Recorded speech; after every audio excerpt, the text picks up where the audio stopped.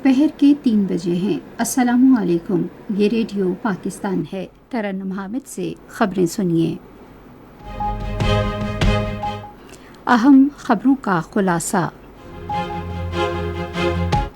صدر آج سکھر کا دورہ کریں گے، جہاں وہ سندھ میں امن و امان کے حوالے سے ایک اجلاس کی صدارت کریں گے۔ قومی اسمبلی میں آئندہ مالی سال کے بجٹ پر بحث جاری ہے۔ منصوبہ بندی کے وزیر نے کہا ہے کہ حکومت ملک میں کوانٹم ٹیکنالوجی کے فروغ کے لیے مؤثر اقدامات کر رہی ہے۔ گلگت بلتستان کا آئندہ مالی سال کا بجٹ آج پیش کیا جائے گا۔ خصوصی سرمایہ کاری سہولت کونسل ملک کے معدنی وسائل بروئے کار لانے اور بیرونی سرمایہ کاری بڑھانے میں کلیدی کردار ادا کر رہی ہے۔ نائب وزیر اعظم اور وزیر خارجہ نے سفارت کاری کے شعبے میں پاکستانی خواتین کی شاندار خدمات کو سراہا ہے۔ اور ICC T20 عالمی کپ کے سپر 8 مرحلے میں آج کراس آئلڈ میں آسٹریلیا کا مقابلہ بھارت سے ہوگا۔ اور اب خبریں تفصیل کے ساتھ۔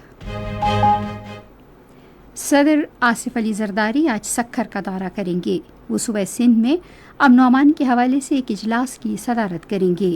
وزیر داخلہ محسن نقوی اور وزیر اعلیٰ سندھ مراد علی شاہ بھی اجلاس میں شرکت کریں گے۔ منصوبہ بندی اور ترقی کے وزیر احسن اقبال نے کہا ہے کہ حکومت سیمی کنڈکٹر کی صنعت، مصنوعی ذہانت اور کوانٹم جیسی ابھرتی ہوئی ٹیکنالوجیز کے فروغ کے لیے بھرپور تعاون کی فراہمی کے لیے پرعزم ہے۔ وہ آج فزکس اور جدید تقاضوں کے حوالے سے بین الاقوامی نتھیا گلی سمر کالج کی افتتاحی تقریب سے خطاب کر رہے تھے۔ وزیر نے کہا کہ حکومت نے پاکستان میں کوانٹم ٹیکنالوجی کے فروغ کے لیے فعال اقدامات کیے ہیں۔ اس حوالے سے پہلے قدم کے طور پر وزیر نے رواں سال کوانٹم کمپیوٹنگ کے لیے قومی مرکز کے قیام کا اعلان کیا۔ احسن اقبال نے کہا کہ حکومت وظائف، تربیتی پروگراموں اور استعداد کار بڑھانے کے اقدامات کے ذریعے کوانٹم سائنس اور ٹیکنالوجی کے شعبوں میں افرادی قوت کی ترقی میں سرمایہ کاری کر رہی ہے۔ وزیر نے ملک کو ترقی اور خوشحالی کی راہ پر گامزن کرنے کے لیے ایک مضبوط معیشت اور اس مشن پر عمل درآمد کے لیے پالیسیوں کے تسلسل پر زور دیا۔ پاکستان بزنس کونسل کی ایک وفد نے آج اسلام آباد میں وفاقی وزیر خزانہ محمد اورنگزیب سے ملاقات کی۔ وفد نے حکومت کی جاری کوششوں کو سراہا اور وزیر خزانہ کے ساتھ مالی سال 2024-25 کے بجٹ پر گفتگو کی۔ انہوں نے مخصوص تجاویز اور ٹیکس کے حوالے سے مشورے بھی دیے۔ وفد سے گفتگو کرتے ہوئے وزیر خزانہ نے ٹیکس کا دائرہ بڑھانے اور ریٹیلرز کو ٹیکس نیٹ میں لانے کے لیے FPR کی جاری کوششوں کو اجاگر کیا۔ انہوں نے یقین دہانی کرائی کہ عوام اور تاجر برادری کے مفاد کو مد نظر رکھتے ہوئے باہمی مشاورت سے فیصلے کیے جائیں گے۔ قومی اسمبلی کا اجلاس پارلیمنٹ ہاؤس اسلام آباد میں جاری ہے۔ ڈپٹی اسپیکر سید غلام مصطفیٰ اجلاس کی سربراہی کر رہے ہیں۔ ایوان میں آئندہ مالی سال کے بجٹ پر بحث جاری ہے۔ بحث میں حصہ لیتے ہوئے شاہدہ رحمانی نے کہا کہ بجٹ میں خواتین کو بااختیار بنانے کے لیے کوئی اقدامات نہیں کیے گئے۔ میر غلام علی تالپور نے کہا کہ زراعت کا معاشی ترقی کی شرح میں انتہائی اہم کردار ہے۔ انہوں نے ٹریکٹرز، کھاد اور کیڑے مار ادویات سمیت زرعی مصنوعات پر ٹیکس عائد کرنے کی مخالفت کی۔ محمد اقبال خان نے کہا کہ ملک کو آگے بڑھانے کے لیے آبی معیشت میں استعداد کار سے استفادہ کیا جانا چاہیے۔ انہوں نے کہا کہ ماہی گیروں کو جدید آلات کے ساتھ ساتھ تربیت سے آراستہ کیا جانا چاہیے۔ شیخ آفتاب احمد نے کہا کہ حکومت کی کوشش ہے کہ بجٹ کو اتفاقی رائے سے منظور کرایا جائے۔ انہوں نے ملک کو درست سمت پر گامزن کرنے کے لیے مشترکہ کوششوں کی ضرورت پر زور دیا۔ محمد عثمان بادینی نے کہا کہ ملکی مسائل کا حل سود پر مبنی مالیاتی نظام کے خاتمے میں مضمر ہے۔ انہوں نے کہا کہ صوبہ بلوچستان کی ترقی کے لیے خصوصی اقدامات کیے جانے چاہئیں۔ عبدالقادر گیلانی نے جنوبی پنجاب کے قیام کا مطالبہ کیا۔ بحث میں حصہ لیتے ہوئے سحر کامران نے کہا کہ اگلے مالی سال کے بجٹ میں محصولات کا مقرر کردہ ہدف حقائق کے منافی ہے۔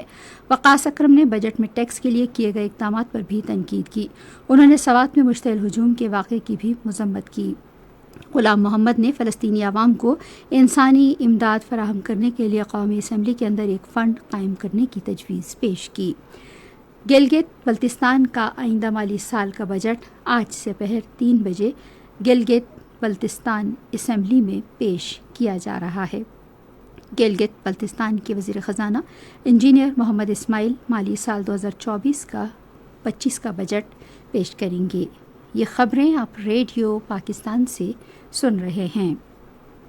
خصوصی سرمایہ کاری سہولت کونسل ملک کے معدنی وسائل بروئے کار لانے میں کلیدی کردار ادا کر رہی ہے۔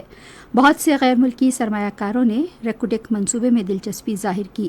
پاکستان اور سعودی عرب کے درمیان باہمی شراکت داری کے منصوبوں پر دستخط بھی اس عمل کا حصہ ہے۔ اقتصادی ترقی بڑھانے کے لیے معدنی شعبے میں الگ سے ایک ڈویژن قائم کیا گیا ہے۔ کانکنی کے حوالے سے ایک کانکنی فنڈ قائم کیا گیا ہے جس کے تحت پاکستان اور کویت کی باہمی شراکت داری سے $1 ارب کی سرمایہ کاری کی جائے گی۔ سفارت کاری میں خواتین کے کردار کا آج عالمی دن منایا جا رہا ہے۔ اس سال دن کا موضوع ہے کثیر جہتی سفارت کاری میں خواتین کی قائدانہ صلاحیت۔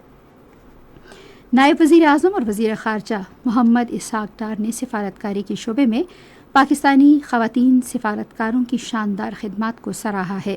انہوں نے سفارت کاری میں خواتین کے کردار کے عالمی دن کے موقع پر سماجی رابطے کے پلیٹ فارم ایکس پر اپنے ایک پیغام میں کہا کہ بیگم رانا لیاقت علی خان، میڈم شائستہ اکرام اللہ، محترمہ بے نظیر بھٹو اور دوسری کئی خواتین نے رکاوٹیں توڑیں اور لاکھوں خواتین کے لیے اس شعبے میں راہ ہموار کی جو باوقار طریقے سے پاکستان کی عالمی سطح پر نمائندگی کر رہی ہیں۔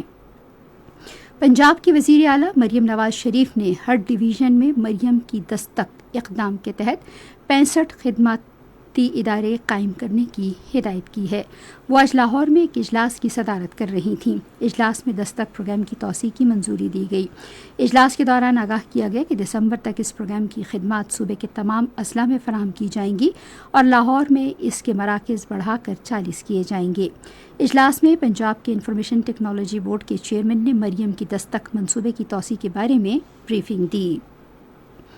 معروف امدادی ادارے سیو دی چلڈرن نے کہا ہے کہ غزہ میں جنگ کے باعث تقریباً 21,000 سے زائد بچے لاپتہ ہیں۔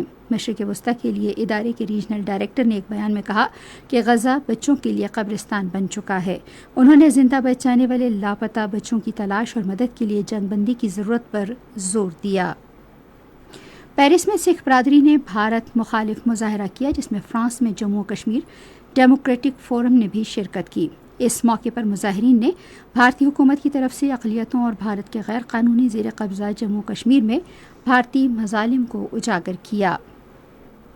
جنوبی کوریا کے شہر ہوئسونگ میں لیتھیم بیٹری بنانے والی فیکٹری میں آتش زدگی سے کم 16 افراد ہلاک اور 5 لاپتہ ہو گئے ہیں۔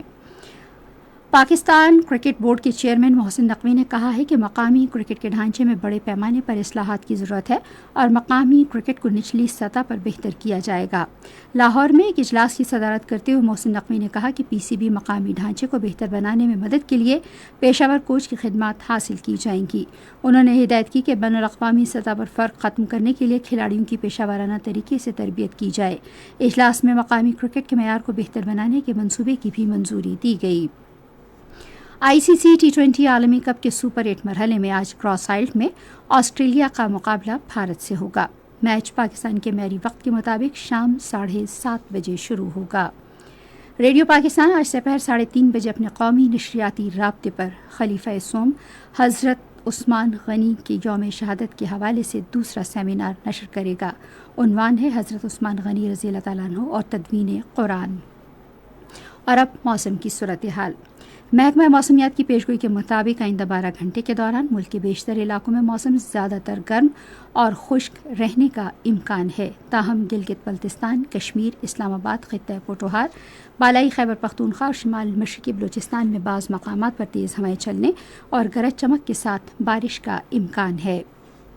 آج ریکارڈ کیا گیا بعض شہروں کا درجہ حرارت: اسلام آباد اور Peshawar 40 degree centigrade, Lahore 43، Karachi 41، Quetta 35، Gilgit 25، Murree 26، Muzaffarabad 39، Srinagar 29، Jammu 42 اور Leh 17 degree centigrade record کیا گیا۔